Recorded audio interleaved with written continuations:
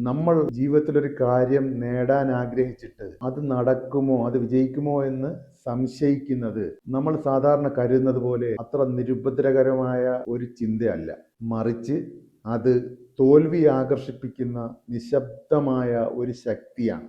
എന്തുകൊണ്ടെന്നാൽ നമ്മുടെ ബോധമനസ്സിനെയാണ് ഉപബോധ മനസ്സ് അനുസരിക്കുന്നത്. നമ്മൾ മനസ്സുകൊണ്ട് പരാജയപ്പെടുമോ എന്ന് സംശയിക്കുമ്പോൾ ആ ചിന്തകളെ സാധൂകരിക്കാനുള്ള വഴികൾ ഉപബോധ മനസ്സ് സ്വാഭാവികമായും നോക്കും. ഫെയിലാകാനുള്ള ആക്ഷനുകൾ നമ്മൾ അറിയാതെ നമ്മൾ എടുക്കും. നമ്മുടെ സബ് കോൺഷ്യസ് മൈൻഡ് മറ്റുള്ളവരെയും സ്വാധീനിച്ച് അത് ഫെയിൽ ആകുവാൻ തക്ക വിധമുള്ള ബ്ലോക്കുകൾ സൃഷ്ടിക്കും. അവസാനം റിസൾട്ട് വന്ന് തോക്കുകയാണെങ്കിൽ നമ്മൾ പഴിക്കുന്നത് ആ ബ്ലോക്കുകൾക്ക് നിമിത്തമായ മറ്റുള്ളവരെ ആയിരിക്കും. നമ്മൾ തിരിച്ചറിയുന്നില്ല ആ ബ്ലോക്കുകൾക്ക് യഥാർത്ഥ കാരണം നമ്മുടെ തന്നെ ആ റിസൾട്ടിനെ കുറിച്ചുള്ള അവിശ്വാസത്തോടെ അല്ലെങ്കിൽ സംശയത്തോടെയുള്ള ചിന്തകളാണെന്നുള്ളത് ഓർക്കുക. ബോധ മനസ്സ് പറയുന്നത് ഉപബോധ മനസ്സ് അനുസരിക്കും. നമ്മൾ മനസ്സുകൊണ്ട് പരാജയപ്പെടുമോ എന്ന് സംശയിക്കുമ്പോൾ ആ സംശയത്തെ പ്രൂവ് ചെയ്യാൻ സബ് കോൺഷ്യസ് മൈൻഡ് നോക്കും. നമ്മൾ വിജയിക്കുമെന്ന് മനസ്സിൽ അടിയുറച്ച് വിശ്വസിക്കുമ്പോൾ ആ വിശ്വാസം നടപ്പിലാക്കി തരാൻ നമ്മുടെ സബ് കോൺഷ്യസ് മൈൻഡ് നമ്മൾ അറിഞ്ഞും അറിയാതെയും നമ്മളെ കൊണ്ടും വളരെ യാദൃച്ഛികമെന്ന് തോന്നുന്ന വിധത്തിൽ മറ്റുള്ളവരെ കൊണ്ടും ആ വിജയത്തിന് അനുകൂലമായ